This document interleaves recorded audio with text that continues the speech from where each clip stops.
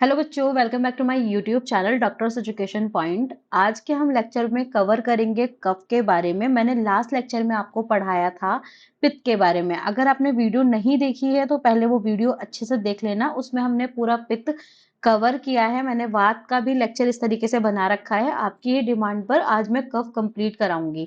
देखो, कफ में आज हम क्या क्या पढ़ेंगे बच्चे? कफ की निरुक्ति पढ़ेंगे, उसके गुण पढ़ेंगे, स्थान पढ़ेंगे, प्रकार पढ़ेंगे, कर्म पढ़ेंगे, वृद्धि पढ़ेंगे, क्षय पढ़ेंगे और उसकी चिकित्सा पढ़ेंगे।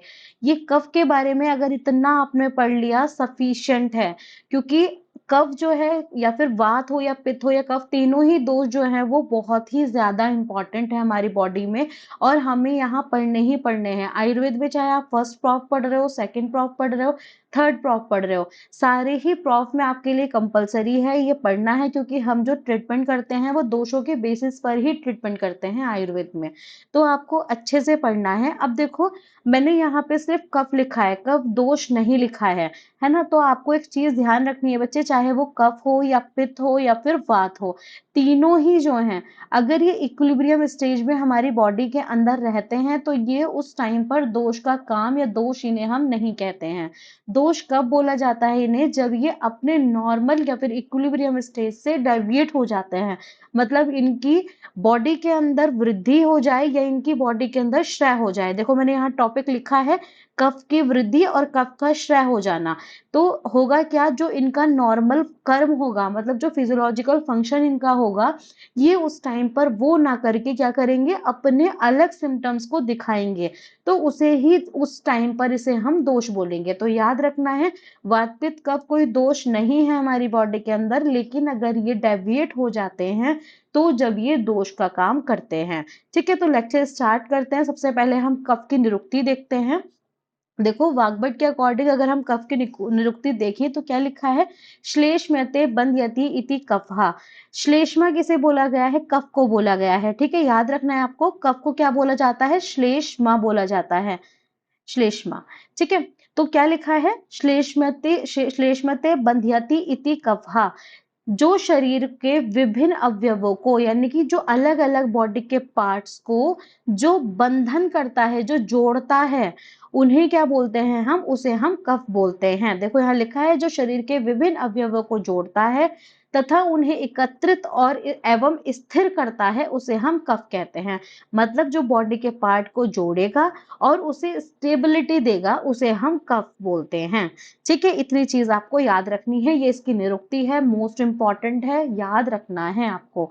ठीक है बच्चे, अब इसके बाद देखते हैं हम कफ के गुण। कफ के गुण बहुत ज्यादा इंपॉर्टेंट है। वात का गुण हो, पित्त का गुण हो, कफ का गुण हो, ये आपको बहुत अच्छे से विद श्लोक याद होना चाहिए, अकॉर्डिंग टू वाग्भट भी और अकॉर्डिंग टू चरक भी। ये अगर आपको याद होगा, इसके गुण आपको, इसकी क्वालिटी आपको पता होगी, मतलब दोषों की क्वालिटी आपको पता होगी, तो इजीली आप आइडेंटिफाई कर पाओगे कि कौन से दोष के सिम्टम्स आ रहे हैं, या कौन सा दोष जो है बॉडी के अंदर, वात पित्त कफ जो है वो कौन सा मतलब कौन डेविएट हो रहा है। तो इसीलिए इसके गुण आपको पता होने बहुत ही ज्यादा इंपॉर्टेंट है। तो क्वालिटी बोलते हैं हम गुण को। ठीक है, तो बच्चे देखो, अष्टांग हृदय सूत्र स्थान में, यहाँ सूत्र स्थान ऐड कर लेना। अष्टांग हृदय सूत्र स्थान के फर्स्ट चैप्टर में 11 श्लोक में दिया हुआ है, क्या लिखा है? स्निग्धः शीतो गुरु मंदः श्लेष्मनो मृत्सुना स्तरः कफ। देखो, स्निग्ध, स्निग्ध मतलब कि चिकनाहट। जो कफ का गुण होता है, कफ की क्वालिटी होती है, वो कैसी होती है? ये स्निग्धता लाता है। ठीक है, हमारी बॉडी के अंदर चिकनाहट को लाता है।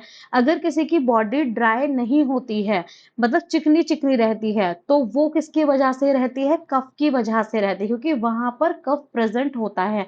अब हमारा मुंह है, मुंह के अंदर क्या है? माउथ के अंदर क्या होता है? सलाइवा होता है। तो वो क्या है? चिकना पदार्थ है, ऑयली सब्सटेंस है, है ना। मतलब ऑयली नहीं है ऐसा सोच सकते, म्यूकस है एक, मतलब लिस लिसा है वो, है ना। मतलब उसके अंदर म्यूकस है वो, है ना, समझ रहे हो आप? कफ उसकी कंसिस्टेंसी जो है वो थोड़ा लिब्रिकेशन टाइप है। तो ये किसका है एग्जाम्पल? ये कफ का एग्जाम्पल है। उसके अंदर म्यूकस के अंदर क्या प्रेजेंट होता है? कफ प्रेजेंट होता है। तो यहाँ पे क्या लिखा है? स्निग्धहा। जो कफ होता है, कफ का गुण है स्निग्धता लाना। शीतो गुरु, शीत यानी कि शीतलता लाना, ठंडकता लाना, ठीक है। जहां पे कफ प्रेजेंट होगा वहां पे ठंडकता होगी। गुरुता, गुरु हैवीनेस। अगर किसी की बॉडी में हैवीनेस हो रही है, उसका मेन रीजन जो होता है वो होता है कफ। कफ का बढ़ना। हमारी बॉडी के अंदर जब कफ बढ़ता है तो बहुत ज्यादा हैवीनेस होती है। तुमने देखा होगा किसी को फीवर आता है, तो फीवर आने से पहले क्या कभी कभी ऐसा होता है, हाथों पैरों में बहुत दर्द होता है, भारीपन लगता है। ये जितनी भी बॉडी के अंदर हैवीनेस होती है वो हमेशा किसकी वजह से होती है? कफ की वजह से होती है, ठीक है। मंद यानी कि देर से काम करने वाला। अब देखो, मंद देर से काम करने वाला, अगर कोई फ्लूइड है, फ्लूइड जो है उसकी कंसिस्टेंसी मतलब ऐसी है कि वो ज्यादा गाढ़ा नहीं है ना, ज्यादा गाढ़ा नहीं है, तो वो इजीली फ्लोट मतलब इजीली मतलब जो है वो आगे की तरफ जाएगा, है ना, फ्लोट होगा, अच्छे से तैरेगा, मतलब अच्छे से स्प्रेड हो जाएगा, अच्छे से स्प्रेड होगा, अगर उसकी कंसिस्टेंसी ज्यादा नहीं होगी। लेकिन अगर उसकी कंसिस्टेंसी ज्यादा होगी, गाढ़ा होगा तो वो देर से काम करने वाला होगा। तो कफ जो होता है बच्चे, वो देर से काम करने वाला होता है, याद रखना है।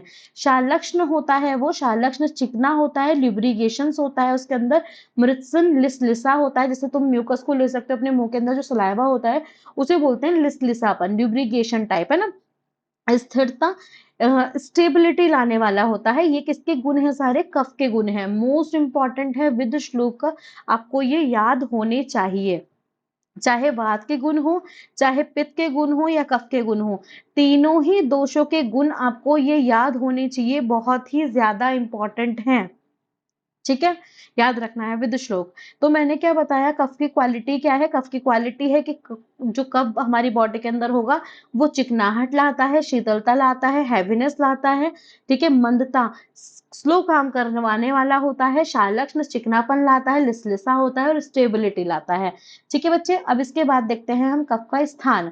अब देखो, कफ की क्वालिटी हमें पता चल गई है, लेकिन उसके बाद में हमें अब उसके लोकेशन भी पता होनी चाहिए। कफ रहता कहाँ है, किस जगह पे प्रेजेंट होगा, उसकी लोकेशन क्या होगी, ये भी हमें पता होना चाहिए, ठीक है। अगर मैं नॉर्मल बात करूं आपसे, तो नॉर्मल देखो, बॉडी जो होती है, ठीक है, ये बॉडी है, ठीक है। बॉडी के देखो इतना, जैसे ये अम्लाइकस है ना, तो अम्लाइकस और हार्ट के बीच में, जो अम्लाइकस है और जो हार्ट है उसके बीच में क्या रहता है? पित्त। पित्त की डोमिनेंसी रहती है। अम्लाइकस, नाभि और हार्ट, हृदय, इन दोनों के बीच में किसकी डोमिनेंसी रहती है? पित्त की डोमिनेंसी रहती है। अब अम्लाइकस से नीचे वाले एरिया में वात की डोमिनेंसी रहती है, याद रखना है। और हृदय से ऊपर वाले एरिया में, यानी कि सिर वाले एरिया में, कफ की डोमिनेंसी रहती है। ये तो मैंने नॉर्मल बता दिया है आपको लोकेशन। लेकिन अगर हम ये बोलें कि एकदम एग्जैक्ट लोकेशन कहाँ है, कफ एग्जैक्ट लोकेशन पर किस जगह पर होता है, तो देखो उसके लिए आपको ये श्लोक याद करना पड़ेगा। ये अष्टांग हृदय सूत्र स्थान 12 का श्लोक है, थर्ड श्लोक है। ये जो लिखा होता है बच्चे, ये लिखा होता है अष्टांग हृदय, इसके बाद में सूत्र स्थान भी लिखना है आपको। सूत्र स्थान, ये 12 जो लिखा है ये क्या है? हमारा चैप्टर, ठीक है। और जो ये लिखा है श्लोक नंबर लिखा है, ठीक है, 3 श्लोक नंबर की बात हो रही है। तो श्लोक क्या है? उरह कंठ सिरा क्लोम पर्व आन्यो अमाश्य अमाच्यो रसा मेदो ग्रानम चा जिवा चा कफस्य। इतना श्लोक याद कर लेना बस, ठीक है। अब ये सोचोगे एक वर्ड याद करना, बस करना चाहो कर लेना, लेकिन आपको इतना श्लोक जरूर याद होना चाहिए। कितना चाहे ये मेदो ग्रानम चा जीवा चा कफस्य मत याद करना, लेकिन याद करोगे तो बहुत अच्छी बात है, लेकिन ये याद होना चाहिए आपको। देखो, उरह जो कफ होता है वो कहाँ रहता है? उरह यानी कि चेस्ट रीजन में। मैंने क्या बोला? हृदय से ऊपर, है ना, चेस्ट रीजन होगा हृदय से ऊपर। तो यहाँ पे क्या लिखा है? चेस्ट रीजन में, उरह चेस्ट रीजन में कफ प्रेजेंट रहता है। कंठ रीजन पर, जो हमारा थ्रॉट होगा वहां पर कफ प्रेजेंट होता है। शिर रीजन में यानी कि हेड में कफ प्रेजेंट होता है। अब यहाँ लिखा है बच्चे क्लोम। क्लोम देखो, अब यहाँ पे कफ का स्थान है, तो यहाँ पे जो क्लोम वर्ड है वो यूज हुआ है लंग्स के लिए, लेकिन कहीं कहीं क्लोम वर्ड जो है वो पेनक्रियास के लिए भी यूज किया जाता है। ठीक है, लेकिन तुम्हें याद रखना है कफ का जो स्थान है उसका जो श्लोक है उसमें जो क्लोम वर्ड आया है उससे आप लंग से कोरिलेट करोगे। ठीक है, लंग्स में तुमने देखा होगा वहां पे होता है चिपचिपा, है ना। लंग्स जो है हमारे कैसे ऑर्गन होता है, तुमने कभी पकड़ के देखा है लंग्स को? बहुत ज्यादा ऐसा होता है लुब्रिकेशन टाइप, बहुत ज्यादा स्मूथ सरफेस उसका, तो ये लंग्स है ना, वहां पे कफ की डोमिनेंसी उसके अंदर होती है। पर्व्स, पर्व किसे बोला गया है? जॉइंट्स को पर बोला जाता है स्मॉल जॉइंट्स को, है ना। अब देखो जो कफ होता है, कफ को बच्चे जो साइनोवियल फ्लूइड है, साइनोवियल फ्लूइड कहाँ रहता है? हमारे जो जॉइंट्स होते हैं उनके बीच में साइनोवियल फ्लूइड्स होता है। चाहे आप नी जॉइंट ले लो, नी जॉइंट के बीच में जो नी जॉइंट होता है वहां पे क्या प्रेजेंट होता है? यहाँ पर साइनोवियल फ्लूइड प्रेजेंट होता है। तो साइनोवियल फ्लूइड को अगर हम आयुर्वेद से कोरिलेट करें तो उसे हम बोलेंगे कफ। ठीक है, श्लेष्मा कफ होता है ये एक, है ना। तो पर चाहे स्मॉल जॉइंट्स हो या फिर लार्ज जॉइंट्स हो, वहां पर क्या होता है? कफ जो है प्रेजेंट रहता है, साइनोवियल फ्लूइड रहता है, जिसकी वजह से हमारे जो जॉइंट्स होते हैं वो इजीली मूव करते हैं। अब नेक्स्ट है हमारा अमाशय। अमाशय यानी कि स्टमक। स्टमक के अंदर भी कफ की डोमिनेंसी रहती है, कफ वहां पे प्रेजेंट रहता है। जब हम खाना खाते हैं, खाने को डाइजेशन जब हमारा चल रहा होता है, देखो जब हमने खाना खाया तो खाना खाते ही एकदम सबसे पहले हमारी बॉडी के अंदर अकॉर्डिंग टू आयुर्वेद मधुर विपाक होता है। ठीक है, ठीक है, मधुर विपाक। तो मधुर विपाक जब होता है बच्चे तो कफ की डोमिनेंसी होती है। अभी आप फर्स्ट प्रॉप में हो, धीरे धीरे चीज समझोगे, जब आगे पढ़ोगे ये सब आपको समझ आ जाएगा, कोई दिक्कत वाली बात नहीं है। लेकिन अभी सिर्फ आपको इतना समझना है कि कफ का स्थान क्या है। कफ का स्थान अमाशय है, अमाशय के अंदर कफ की डोमिनेंसी होती है, ये याद रखना है। फिर नेक्स्ट क्या है? आहार रस। देखो रस लिखा है यहाँ पे, रस यानी कि आहार है, जो हम खाना खाते हैं। मैंने भी क्या बताया, खाना जैसे खाएंगे हम तुरंत एकदम कफ बढ़ता है। तुमने कभी नोटिस किया खाना खाने के तुरंत बाद हमें नींद आती है? क्यों आती है? क्योंकि कफ की डोमिनेंसी हो जाती है बॉडी के अंदर। ठीक है, तो उससे भी कफ बढ़ता है। ठीक है, अब नेक्स्ट क्या है? मेदो। मेदो, ग्रान, जिह्वा, ये कफ के स्थान है। चाहे मेद हो यानी कि एडिपोज टिश्यू हो, ग्रान नासिका हो, या फिर जिह्वा टंग हो, ये सब कफ के स्थान बताए गए हैं। लेकिन इनमें भी सबसे ज्यादा बेस्ट स्थान जो बताया गया है वो बताया गया है उरह, यानी कि चेस्ट रीजन। मैंने तुम्हें वात के स्थान पढ़ाए थे, याद होगा तो, है ना। क्या था? पक्वाशय कटि शक्ति श्रोत्र अस्ति, याद है? उसमें मैंने आपको पक्वाशय जो है वो वात का बेस्ट स्थान बताया था, यानी कि जो विशेष स्थान है जहां पे इन सब में भी जो सबसे ज्यादा डोमिनेंसी मानी जाती है वात की, वो कहाँ मानी जाती है? पक्वाशय के अंदर मानी जाती है। ऐसे ही मैंने आपको पित्त का भी बताया था, कमेंट करके बताना पित्त का विशेष स्थान क्या है। ठीक है, ये बताना मुझे कमेंट करके।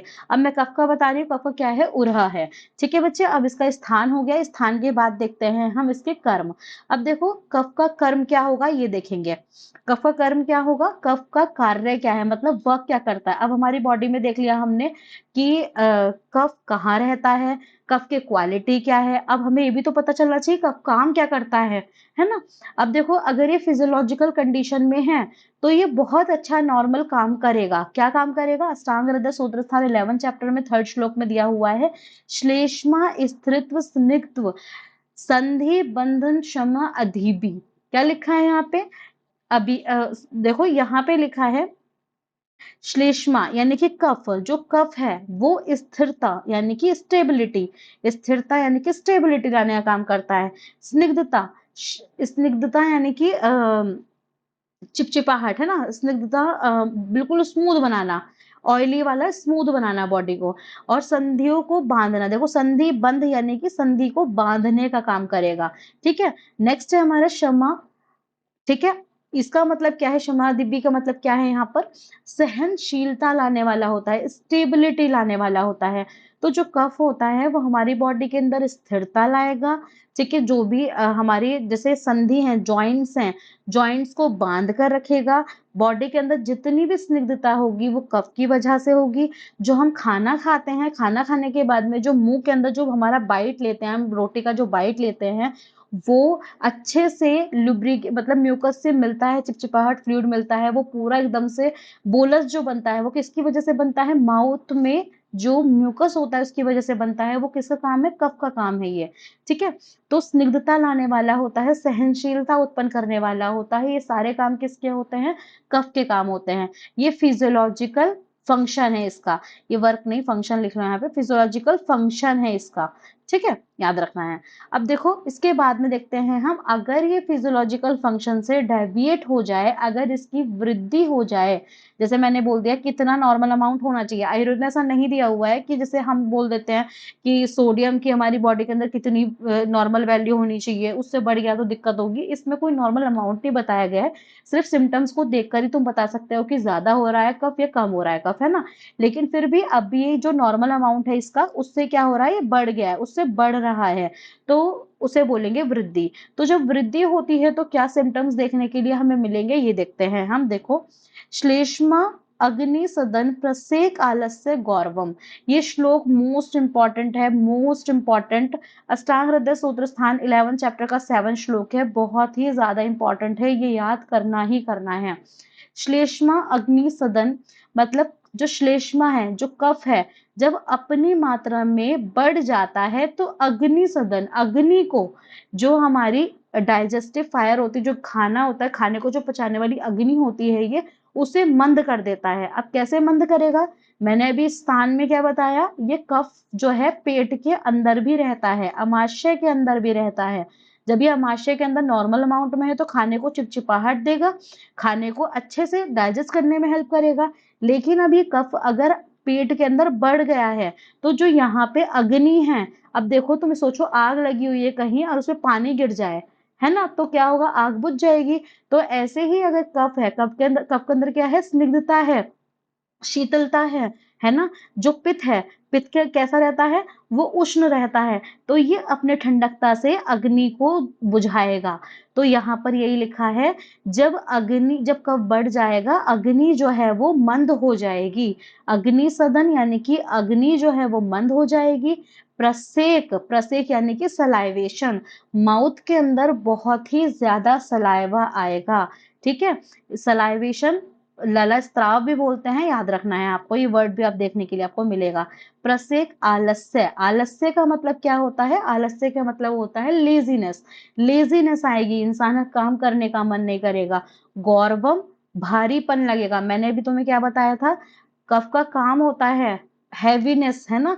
अगर अपने अमाउंट से ज्यादा ये हो जाएगा तो बॉडी का ऐसा मन करेगा कि लेटे ही रहो, उठो ही मत, ठीक है। श्वेत शैत्य, श्वेत शैत्य का मतलब क्या है, शरीर के अंदर जो है वो शरीर का जो कलर होगा वो श्वेत हो जाएगा, मतलब कि व्हाइट हो जाएगा, बॉडी का अंदर नहीं, सॉरी, मतलब अपीयरेंस जो होगा, बॉडी का अपीयरेंस वो भी व्हाइट दिखने लगेगा। जैसे मैंने तुम्हें बताया था, अगर किसी की बॉडी के अंदर पित्त बढ़ जाए तो बॉडी जो होगी वो पूरी येलो हो जाती है, आंखें उसकी येलो हो जाती है, पेशेंट की यूरिन पूरा येलो हो जाता है।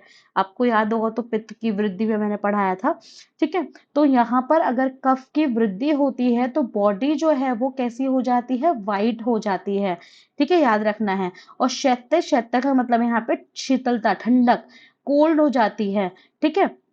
नेक्स्ट है यहाँ पे शालंतुम, इसका मतलब क्या है, इसका मतलब है यहाँ पे देखो, इसका मतलब है यहाँ पे शिथिलता आना, बॉडी के अंदर शिथिलता, यानी कि ऐसे हो जाएंगे जॉइंट्स, मतलब बॉडी ऐसी लगेगी पूरी गिरी हुई, कुछ जुड़ा हुआ नहीं है बॉडी के अंदर, पूरी तरह उठने का मन नहीं करेगा, ठीक है, इसे बोलते हैं। अब नेक्स्ट क्या है हमारा, श्वास कास अति निंद्रता, श्वास कास अति निंद्रता, श्वास यानी कि डिस्पनिया होगा, पेशेंट को सांस लेने में दिक्कत सी होगी, कास यानी कि खांसी होगी, और अति निंद्रता, उसे नींद बहुत ज्यादा आएगी। कफ की वृद्धि से क्या होगा, नींद आती है, याद रखना है। कफ की वृद्धि जो है पेशेंट को उठाती नहीं है, वो ऐसा होगा बिल्कुल लेज़ीनेस, सोता रहेगा पेशेंट, ठीक है? याद रखनी है ये चीज़ आपको। अब नेक्स्ट इसके बाद में देखो मैं एक बार और रिवाइज़ करा देती हूँ। कफ की वृद्धि से क्या होगा? श्लेष्मा अग्नि सदन प्रसेक आलस्य गौरवम, यानी कि अग्नि का सदन हो जाएगा, अग्नि मंद हो जाएगी, मुँह में सलाइवा आएगा, आलस्य पेशेंट को बहुत आएगा, हेवीनेस होगी। बॉडी कैसी हो जाएगी? व्हाइट हो जाएगी, ठंडी पड़ेगी, ठीक है?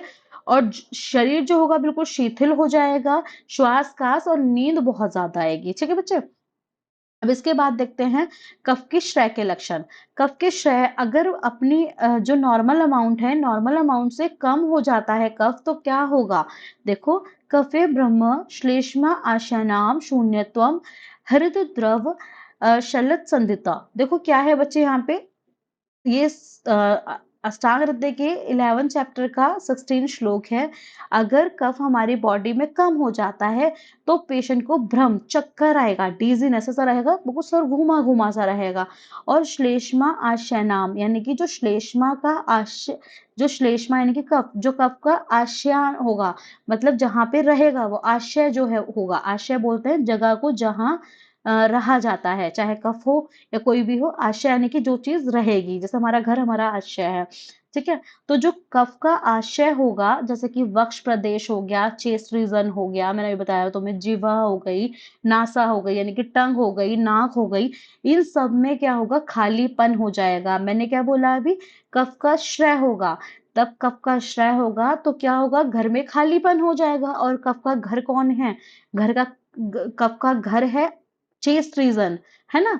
चेस्ट रीजन उसका कफ है, अमाशय घर है, सॉरी, अमाशय उसका घर है। तो वहां पे क्या होगा? खालीपन हो जाएगा, शून्यता यानी कि खालीपन हो जाएगा, ठीक है? अब नेक्स्ट है हमारा हृदय द्रव। ये मोस्ट इंपॉर्टेंट इसका क्लिनिकल फीचर है, मोस्ट इंपॉर्टेंट, हृदय द्रव। हृदय द्रव का मतलब क्या होता है? हृदय में, हार्ट में द्रव आना, यानी कि ऐसा लगेगा इंसान को पाल्पिटेशन सी।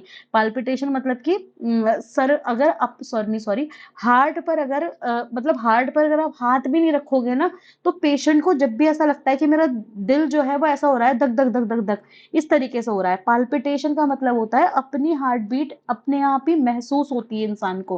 कभी कभी ऐसा होता है कानों तक उसे आवाज जा रही होती है कि धक धक धक धक ऐसा हार्ट हो रहा है, ठीक है? तो ये कब होगा? कफ के क्षय होने से ये सिम्टम देखने के लिए मिलेगा। और दूसरी चीज क्या है? संधियों में क्या है? शीतलता आ जाएगी। अब देखो संधि थी, मैंने बताया तुम्हें, जो जॉइंट है, जॉइंट के बीच में क्या रहता है? कफ रहता है। अब जब यहाँ से कफ खाली हो जाएगा तो क्या होगा?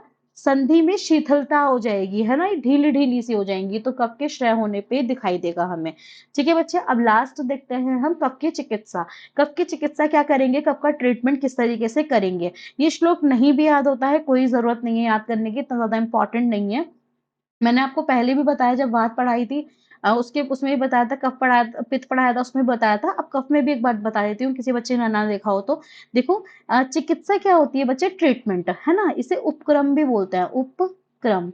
अब देखो, आयुर्वेद में तुम्हें याद क्या करना है? जो चिकित्सा होती है वो दो प्रकार की होती है, दो टाइप की होती है। एक होती है हमारी शमन चिकित्सा और एक होती है हमारी शोधन चिकित्सा।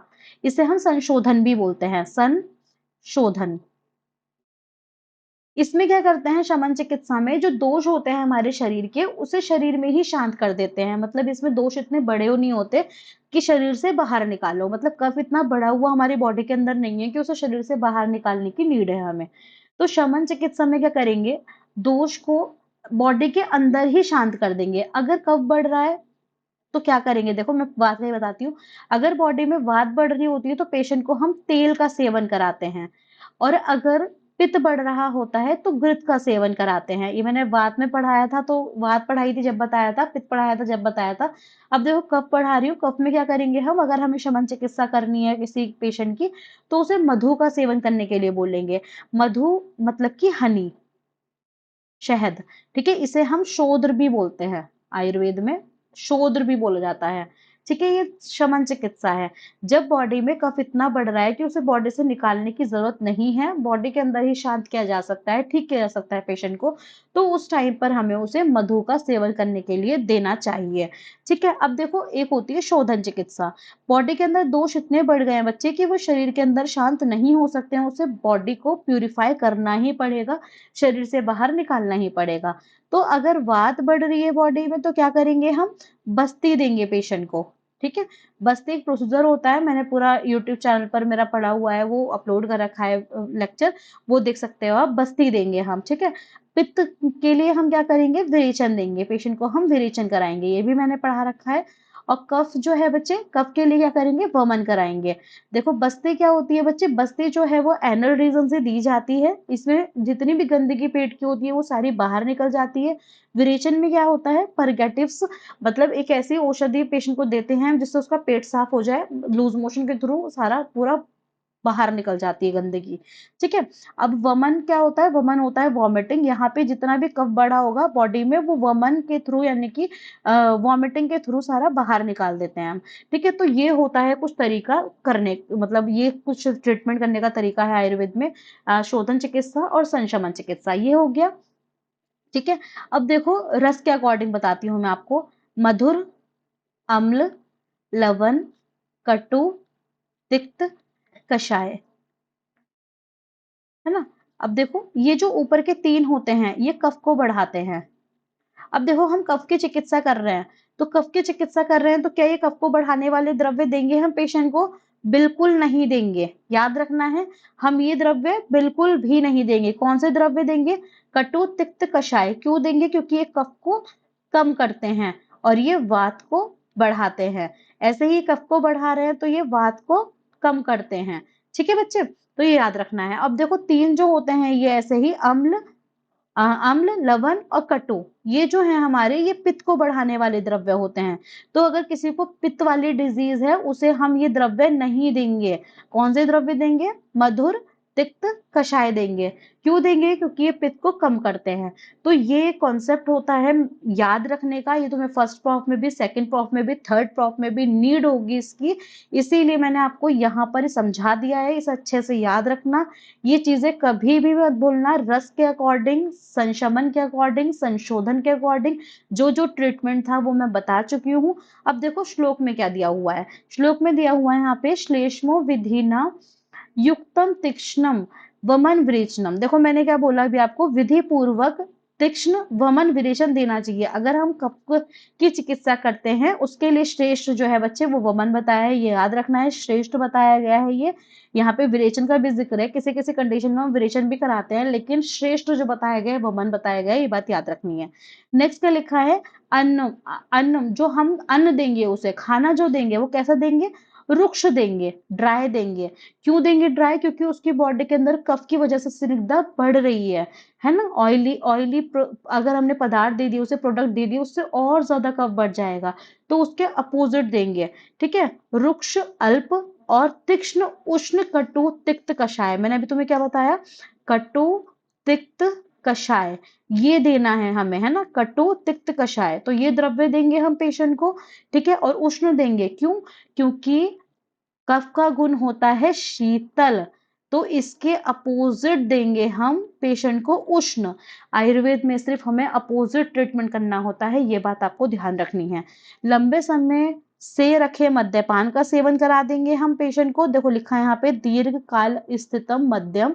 और क्या कराएंगे उसे, रति प्रति, मतलब उससे बोलेंगे इंटरकोर्स करने के लिए। ठीक है, संभोग में रुचि बढ़ाए इंटरकोर्स करने के लिए। क्यों इंटरकोर्स करने के लिए, क्योंकि सेक्सुअल एक्टिविटी से वात बॉडी के अंदर पड़ जाएगी। जब वात बढ़ेगी तो कफ कम अपने आप हो जाएगा। रात्रि जागरण करने के लिए बोलेंगे, रात्रि जागरण से कफ जो है वो कम होता है, वात बढ़ती है।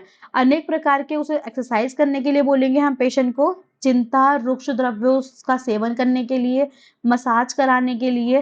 ठीक है, इन सब चीजों से और वमन करने के लिए हम बोलेंगे पेशेंट को। और साथ ही साथ मधु, शहद का सेवन करने के लिए बोलेंगे जो एडिपोज टिश्यू, मेद यानी कि जो फैट को कम करता है, ऐसे द्रव्य देने के लिए बोलेंगे, पेशेंट को देंगे मतलब धूम का सेवन कराएंगे। फास्टिंग करने के लिए बोलेंगे, गंडोश करने के लिए बोलेंगे। गंडोश एक ट्रीटमेंट होता है, इसमें करते हैं मुंह में इतना द्रव भरते हैं पेशेंट के कि वो दाएं से बाएं भी नहीं घुमा पाता है ना। उससे क्या होता है, मुंह के अंदर द्रव भर देते हैं, लिक्विड भर देते हैं, तो उससे क्या होगा, जितना भी कफ होता है उसके मुंह में आ जाता है सारा।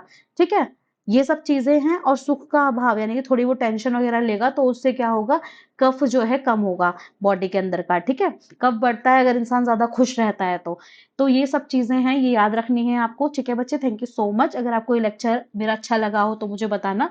मैंने सारे आपको जो टॉपिक्स है देखो वो कंप्लीट करा दिए हैं। एक मिनट में दिखाती हूँ आपको।